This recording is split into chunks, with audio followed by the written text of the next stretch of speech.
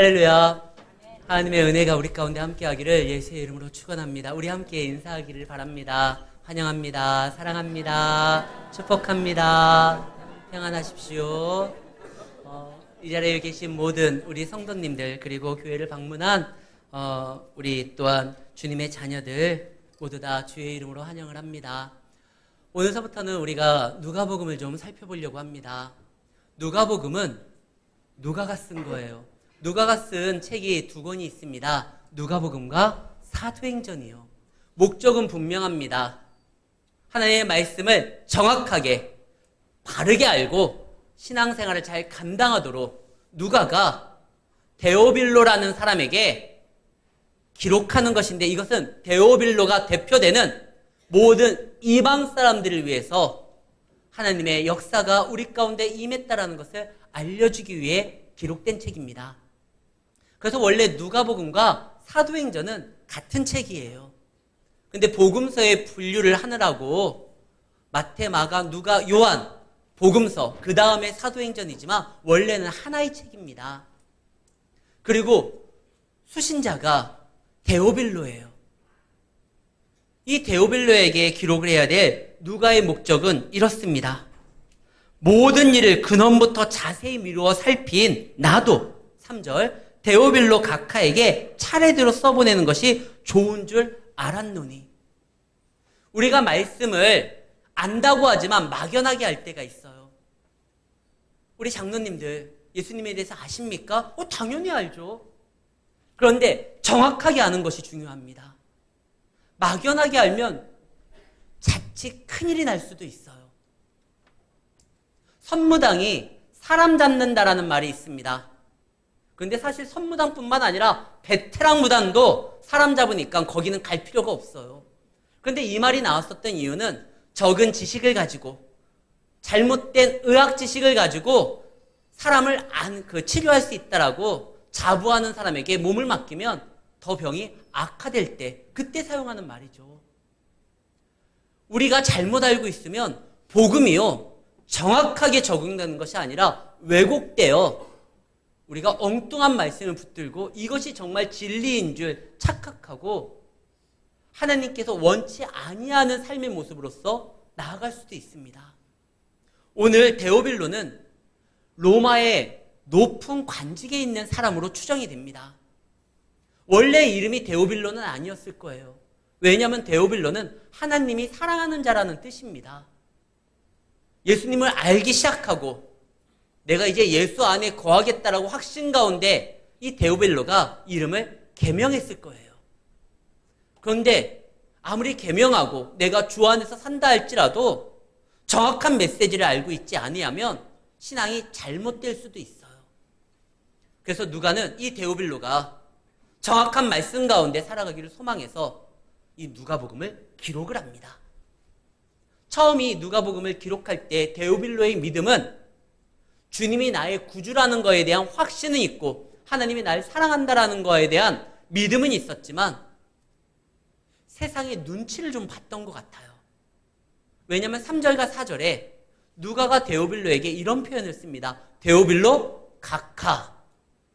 4절, 이는 각하가 알고 있는 바를, 각하라는 표현을 써요.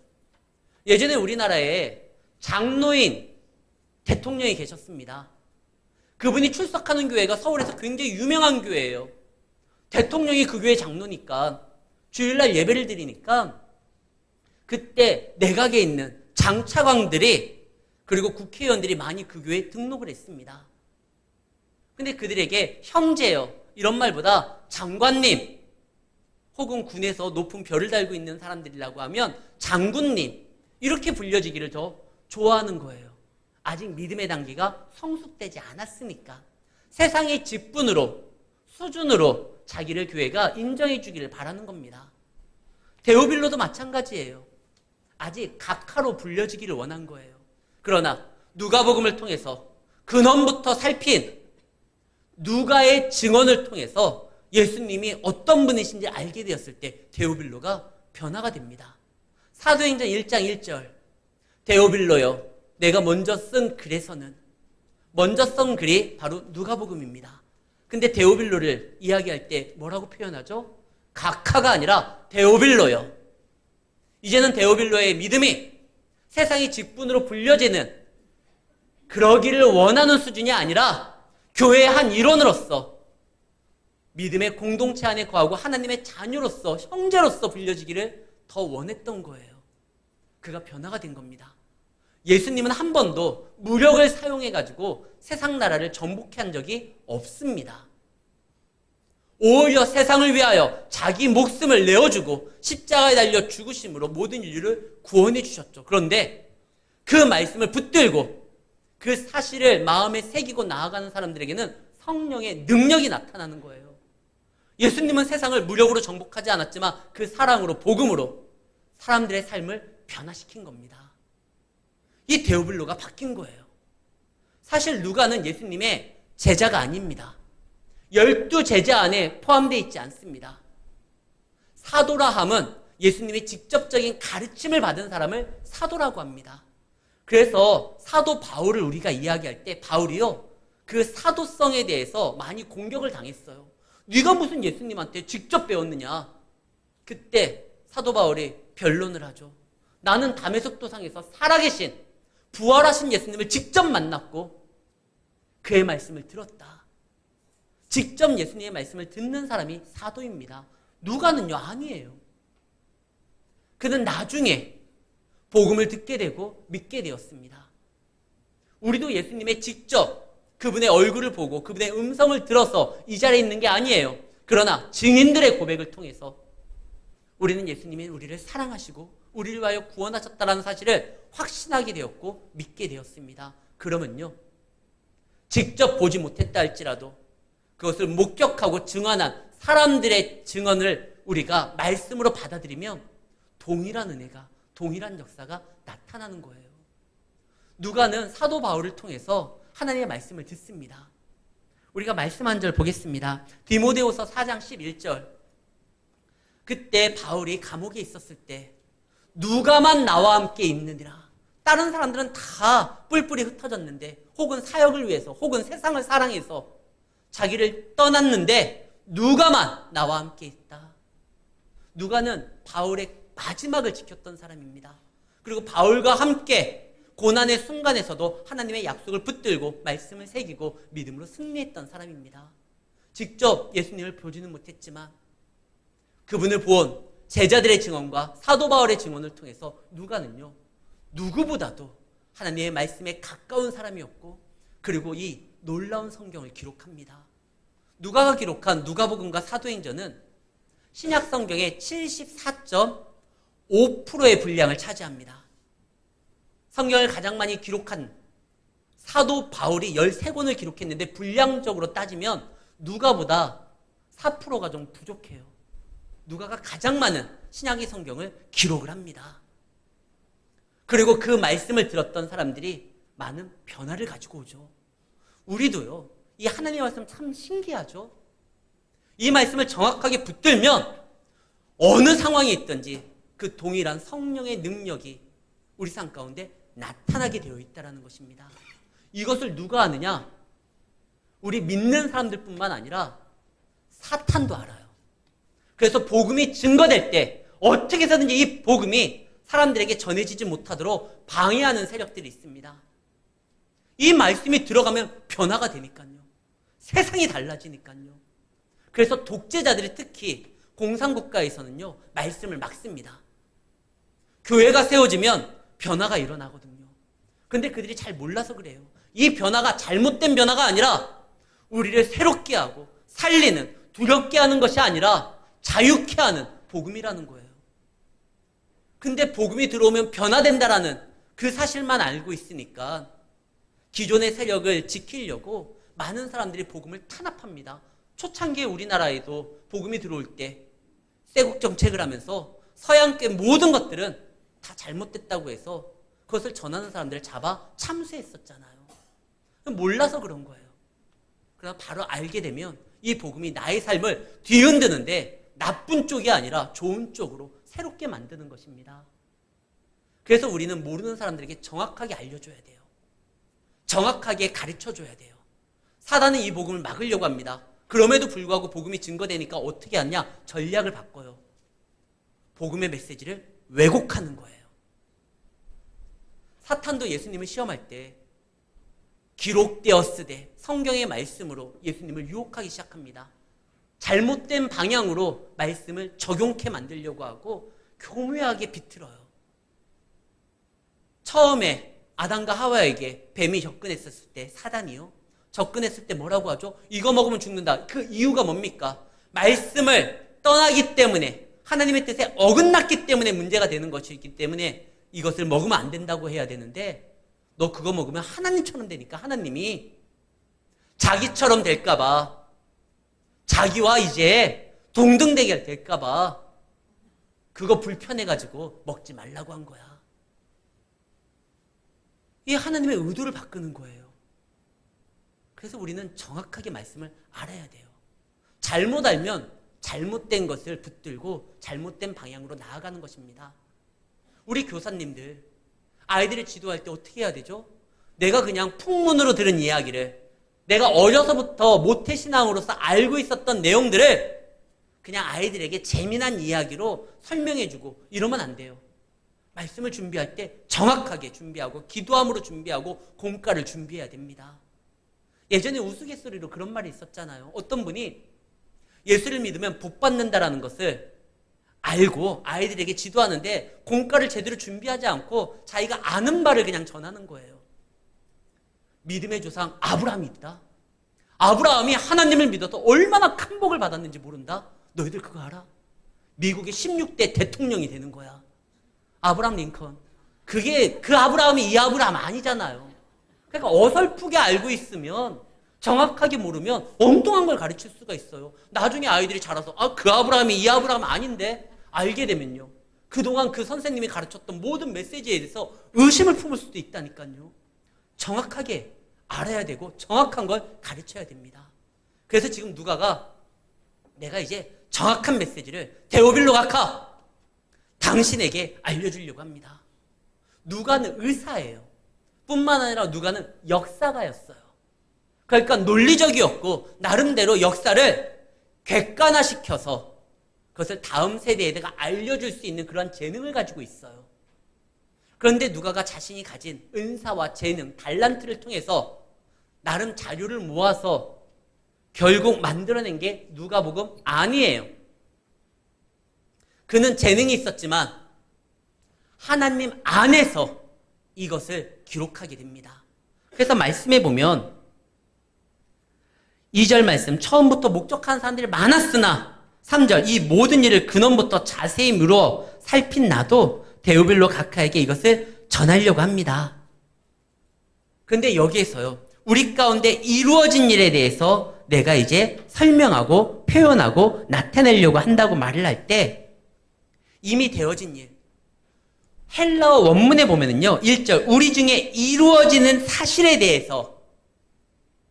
그런데 이루어진 사실, 상상과 추측으로 한 것이 아니라 현재 우리 가운데 나타나고 있는 이 역사를 정확하게 알려주려고 하는데, 내가 살핀 바가 위로부터, 헬라어 원문에는 위로부터 내려온 사실을 내가 꼼꼼하게 살피고 자세하게 전하려고 합니다. 3절, 그 모든 일을, 여기에서는 하늘로부터 온 모든 사실들을, 원문에는 그렇게 돼 있어요. 그러니까 자기가 그냥 살피고 나름대로 연구한 것을 기록한 것이 아니라 성령의 감동으로 기록했다는 것입니다. 베드로후서 1장 21절에 보면은요, 예언은 언제든지 사람의 뜻으로 낸 것이 아니라 오직 성령의 감동하심을 받은 사람들이 하나님께 받아 말한 것임이니라. 그러니까 이것이 자기의 생각을 기록한 것이 아니라 하나님의 감동을 받아. 교회도요, 성도도요, 이렇게 행동해야 돼요. 하나님이 나에게 주신 은사가 있습니다. 달란트가 있습니다. 그것을 내 뜻대로 활용하는 것이 아니라 성령의 도움과 그분의 뜻에 맞는 어떠한 합당한 역사함으로 움직여야지만, 그래야지만 성도가, 교회가 세워질 수 있다는 것이에요. 우리가 잘 아는 달란트 비유 있잖아요. 주인이 5, 2, 1 달란트를 각각 능력에 따라 줍니다. 은사에 따라 줬다라는 거예요.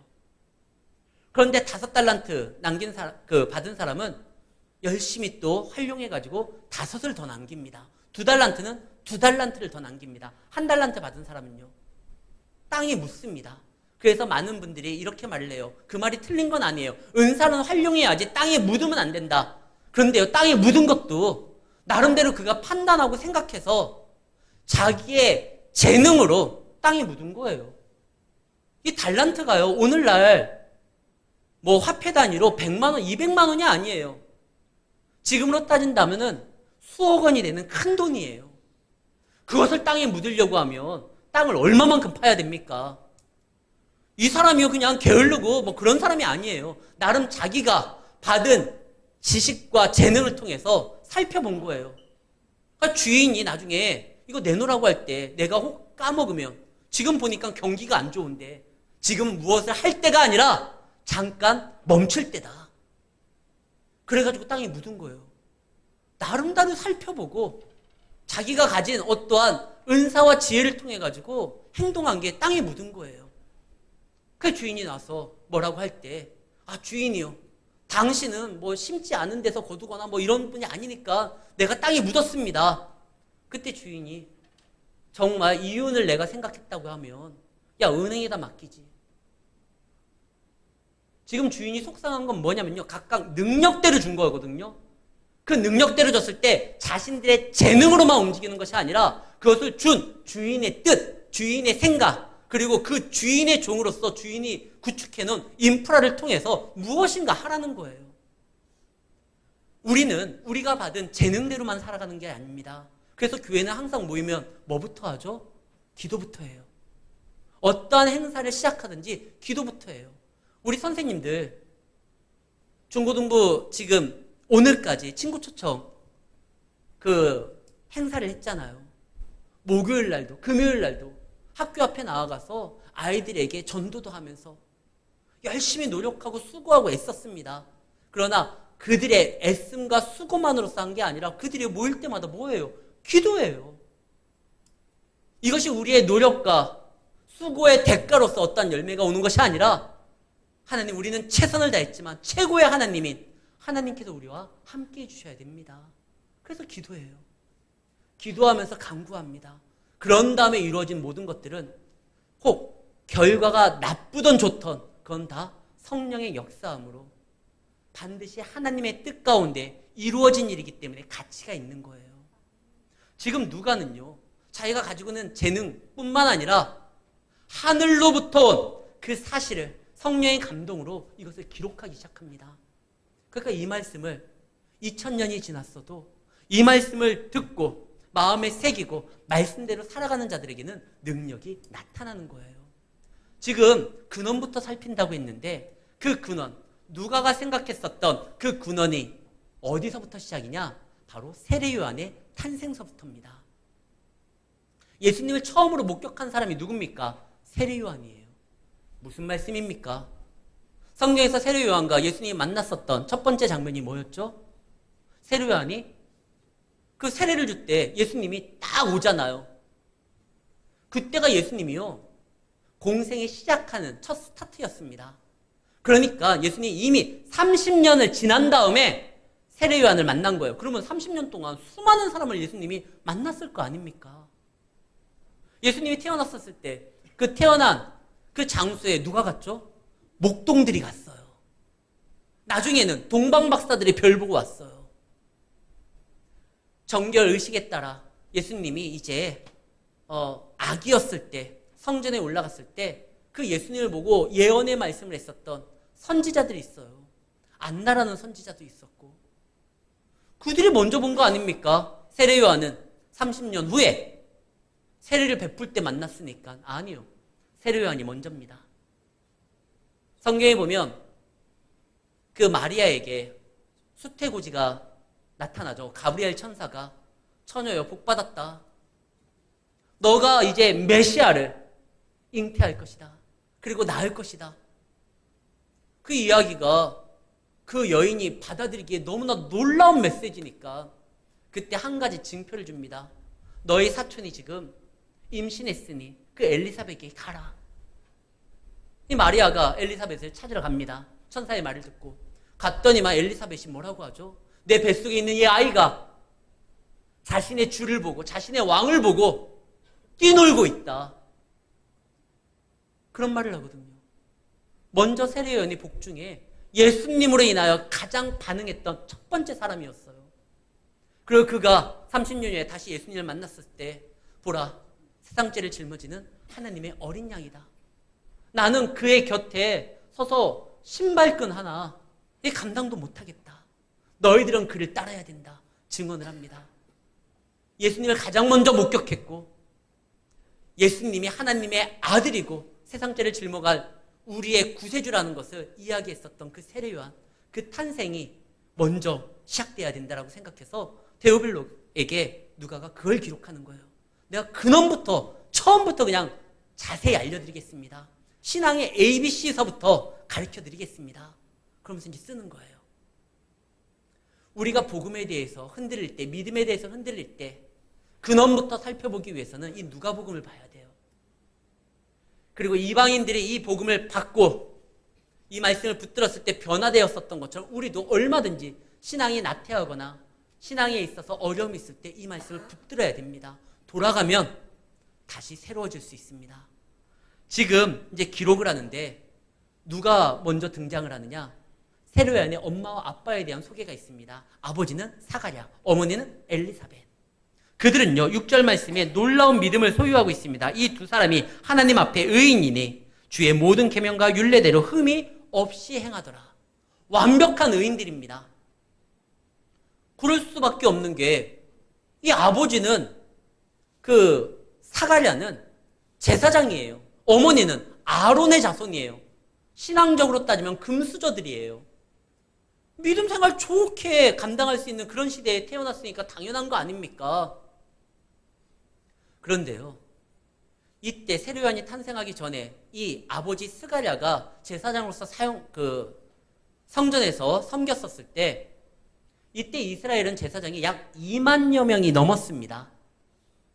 그리고 역대상 24장에 보면 24반열로 쪼개가지고요 2주씩 성전에서 섬기도록 조를 짜는 거예요.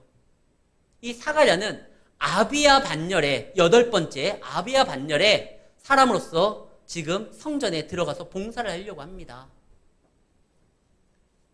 그런데 그때가 어느 때였느냐? 5절 말씀에 보면 유다왕 헤롯 때에, 그때 왕이 헤롯이라는 겁니다.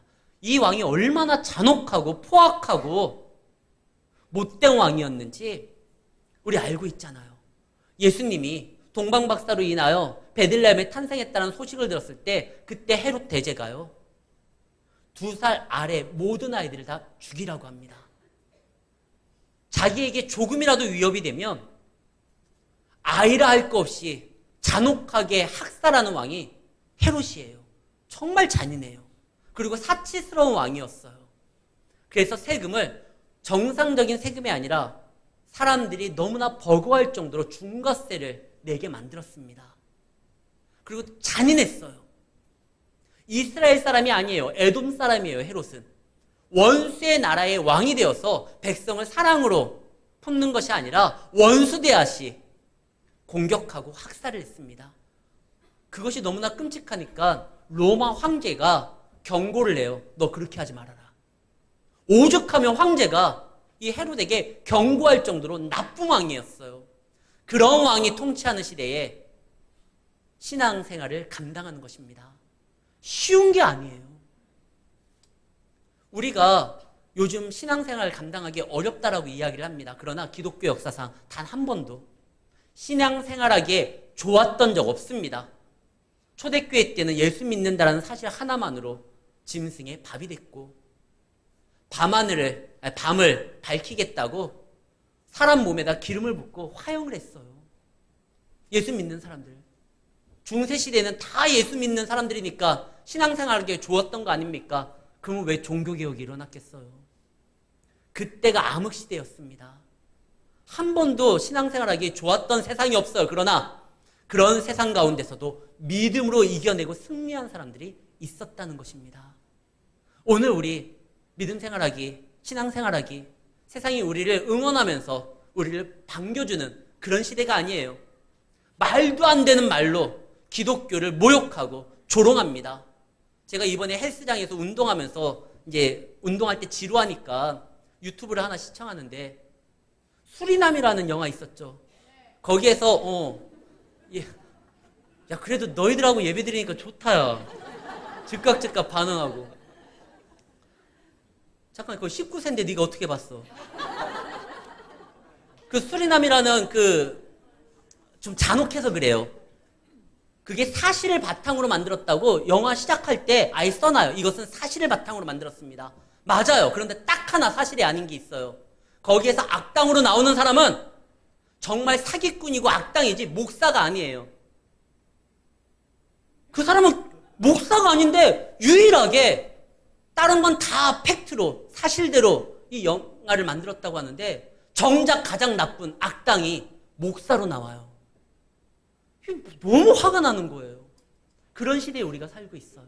그럼에도 불구하고 우리는 믿음으로써 이겨내야 됩니다. 오늘 말씀해 보면 이 사가랴와 엘리사벳, 헤롯 대왕 시대 때 살아가는 사람이지만 하나님 앞에 의인이었고 모든 계명을 규례대로 지키며 흠이 없었다라는 거예요.